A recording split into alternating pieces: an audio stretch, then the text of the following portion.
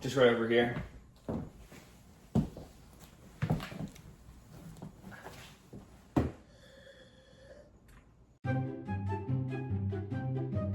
The last scene said track by track interview with Dunoon, right? Called that shit. Genie in the Bottle took a lot of inspiration from folk rock from the 60s. I pulled from a lot of Bob Dylan and some Beatles when I was getting inspiration for it. The song itself is just about going out and drinking with your friends. Plays out over the course of 3 days, say Saturday, Sunday, and Monday. Your first verse is that Saturday night going out drinking, you touch the bottle under the sink. At its core, the bottle under the sink isn't a particular beverage. It's just the genie, which is a symbol for getting drunk. Sunday, you don't know what happened, but all your friends are gone because you went a little too hard and you're hung over. Firecracker is a song that I wrote during the summer of 2025 for a different band, actually. And the song itself is almost a self-fulfilling prophecy because at its core, it's a song about letting go, letting someone else go off to shine, and knowing that part of that journey for them is for you to be left behind, watching them launch away as a firecracker. And before the band could ever even record the song or play the song, I was no longer in the band. Funny how things work out, right? Rock and Roll Star is one of the most recent songs that I had written for the album. A lot of the songs were written last summer, and then some of them were even pulled from even further writing sessions dating back 4 years. But I think I wrote Rock and Roll Star around Christmas 2025. At that point, I'd already created my social media persona as that 70s guy. I talk a lot about rock and roll stars in general, the good, the bad, the ugly, everything. And I felt like a pretty good concept for a song to talk about the groupies, the fame, the dirty hotels. The lyric "Loving Me Madly Till I'm 64" was a wink and a nod to "Love Her Madly" by The Doors and "When I'm 64" by The Beatles.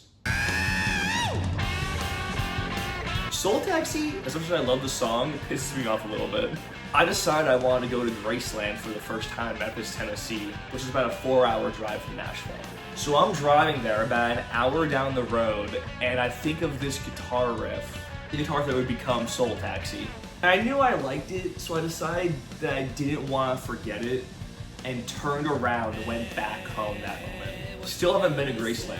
I think Mattel's Soul Taxi also comes from that decision as well, on letting your gut make that decision, not your brain. Letting your soul taxi you.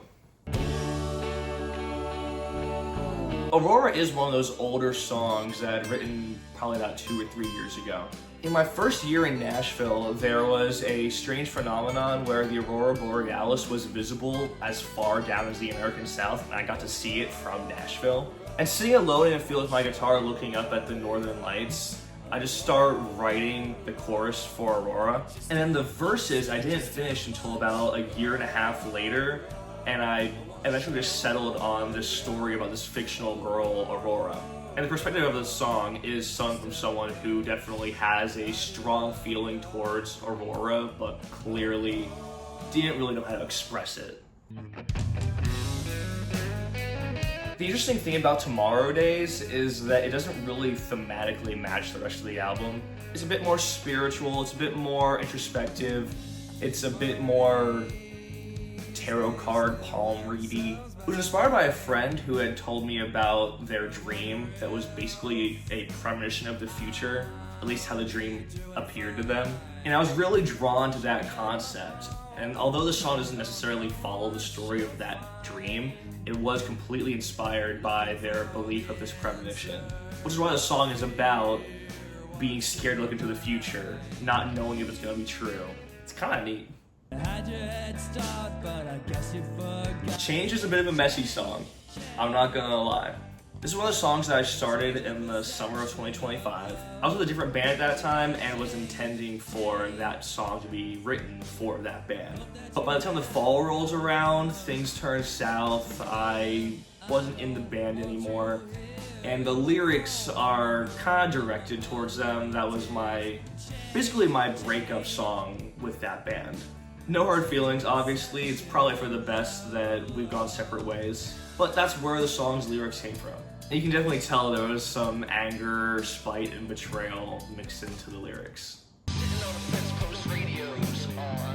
This is probably my favorite song to talk about, because it should have never existed. When I went to the studio, I brought 13 songs to the table. And in the recording process, a few of the songs get cut. Either it's because I didn't care for them, couldn't quite perform them how I wanted them to be performed. For one reason or another, 3 songs were cut from the final album. But 10 songs was just a few minutes short of actually being a justifiable album. I think 35 minutes is a good minimum for any LP.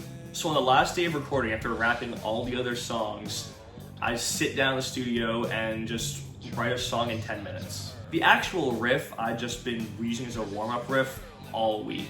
And I'd been listening to a lot of grunge at that time, so that song definitely was inspired by acts like the Pixies and Nirvana. And I honestly couldn't tell you what the lyrics are about. I'd have people ask me if Molly was about doing drugs, if it was about a girl. Honestly, couldn't tell you. It just kind of came out of nowhere. There's probably some conscious part of me that has a reason for it, but it's not anything that I can articulate. The Watcher is at its core a song about dysfunctional relationships, and it doesn't really hide that fact. The chorus is literally, it's a lover's feud where no one gets what they want. Doesn't get more direct than that. It's not necessarily about a relationship that I had been in, more or less a relationship that I had observed. Anyone can relate to the song, whether you had observed a dysfunctional relationship or personally been in one. When you're writing songs, it's important to write songs for yourself, but it's nice when other people can relate to them, and that is what separates good and great songs. The Watcher is probably one of my favorite songs on the album.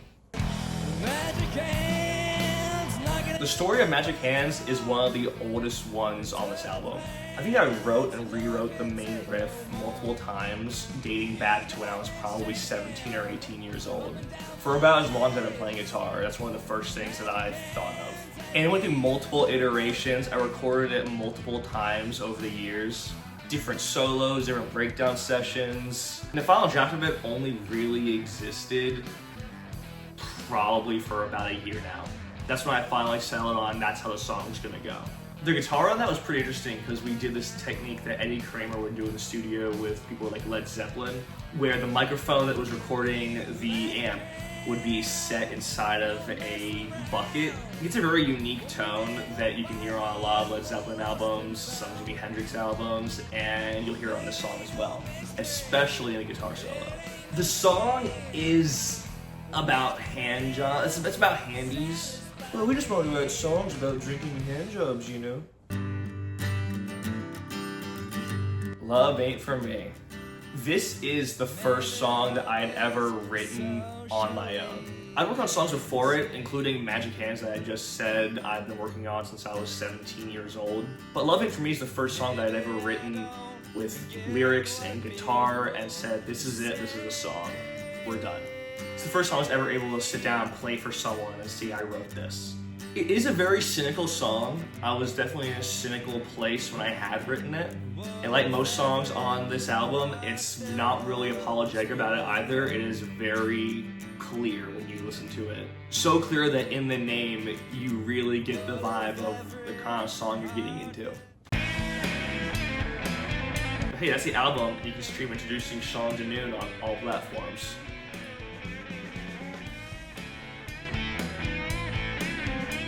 This has been empty the entire time.